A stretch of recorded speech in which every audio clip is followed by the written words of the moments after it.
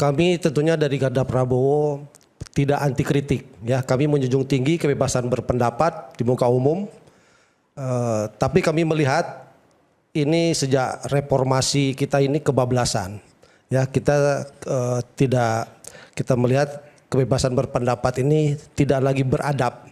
Jadi lebih condong menganut kepada demokrasi liberal. Misalnya apa nih? Ya, menjunjung tinggi kebebasan berpendapat secara individu, ya. Kita harus sadar bahwa negara kita ini negara Pancasila. Kita harus menjunjung tinggi kebebasan berpendapat. Demokrasi kita itu adalah demokrasi Pancasila yang mengutamakan musyawarah dan mufakat. Nah, artinya ketika kita melakukan penyampaian pendapat kita di muka umum, kita harus ingat bahwa ada sila kedua, kemanusiaan yang adil dan beradab. Ya, tentunya dengan cara-cara yang beradab kita menyampaikan pendapat, bukan dengan caci maki. Oleh karena itu kami ingin memberikan pelajaran bahwa yang dilakukan oleh adik-adik kita generasi muda, khususnya para mahasiswa yang terdidik tetapi penyampaiannya kurang beradab. Oleh karena itu kita harus kembali lagi bagaimana di sekolah-sekolah sejak usia dini, mulai dari SD, SMP sampai SMA itu dihidupkan kembali pendidikan moral Pancasila agar generasi kita mempunyai moral yang terarah melakukan mengamalkan butir-butir Pancasila di dalam kehidupan sehari-hari. Nah, ini perlu menjadi catatan kita semua. Kita jangan sampai generasi muda kita melawan kepada orang tua, ya, karena mengemukakan kebebasan berpendapat secara individu, mengedepankan HAM, tapi dampaknya kita lihat sopan santunnya kurang dan tidak. Nah, kalau bagian dari Tio ini menurut Anda yang mana yang melanggar hukum dan yang mana tidak, atau semuanya melanggar hukum? Ya, yang kami lihat tentunya yang viral di media sosial, ya. Beliau mengumpamakan,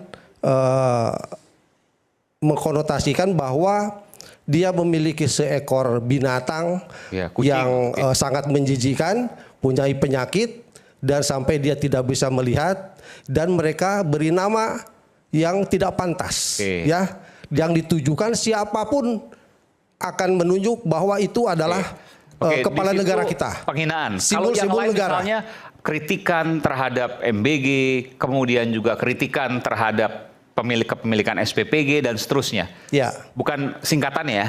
Kan Deslim mengatakan itu ada maling berkedok gizi yang belakangan kemudian terbukti dengan penangkapan 3 pimpinan BGN dan seterusnya. Apakah itu juga bagian dari penghinaan? Tidak, kita kalau yang melanggar hukum tentunya harus diadili, ya, harus dipertanggungjawabkan. Siapa melanggar hukum ya harus dihukum. Kita menjunjung tinggi kebebasan berpendapat. Kritikan dan saran yang membangun silahkan.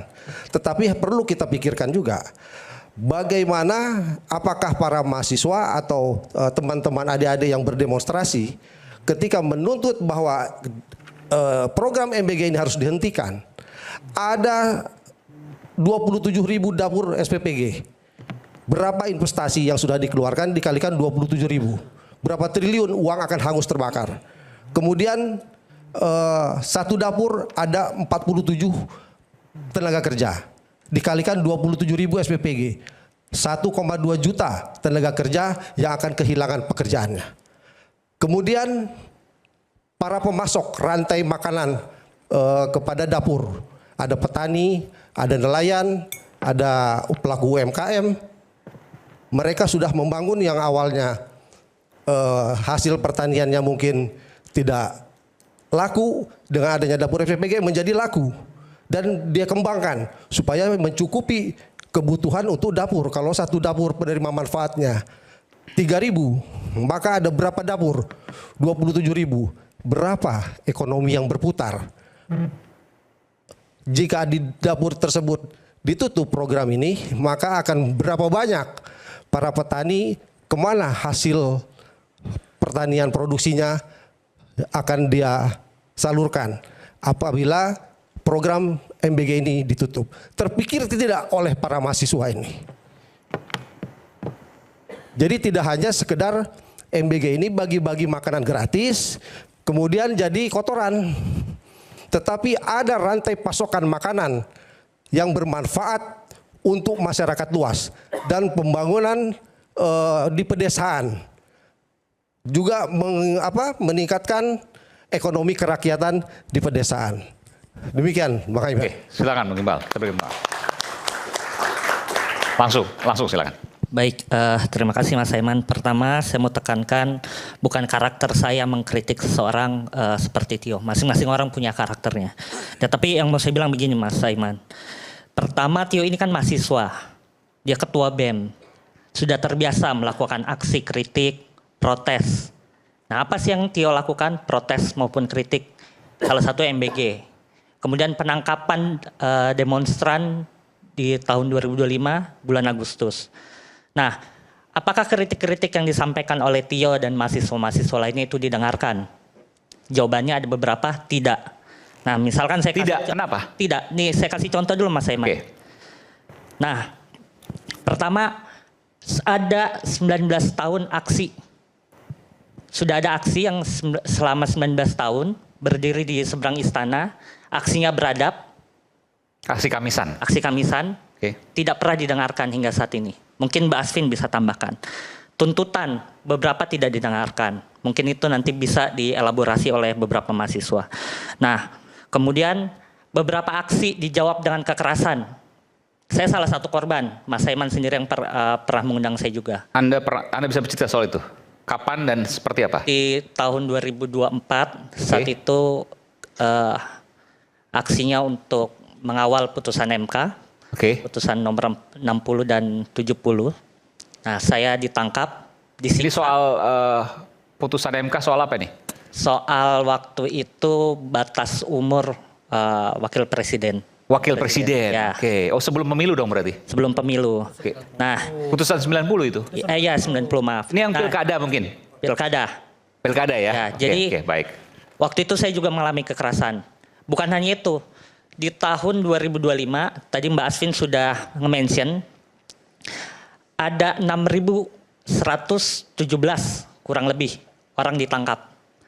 Ratusan diantaranya diadili, Mas Saiman. Ini Agustus Kelabu ya? Ya. Oke. Beberapa di penjara selama 6 bulan. Ada yang sudah 8 bulan.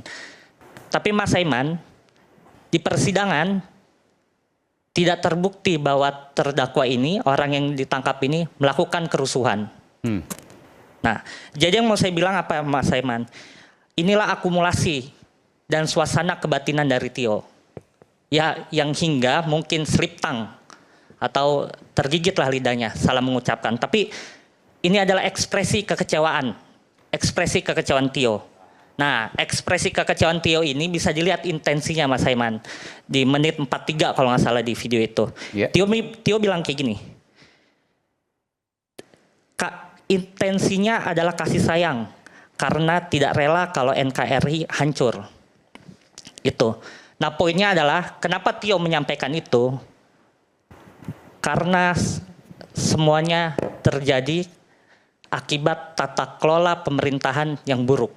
Itu pertama Mas Saiman. Yang kedua yang saya sampaikan begini, ini nggak perlulah dibuatin laporan.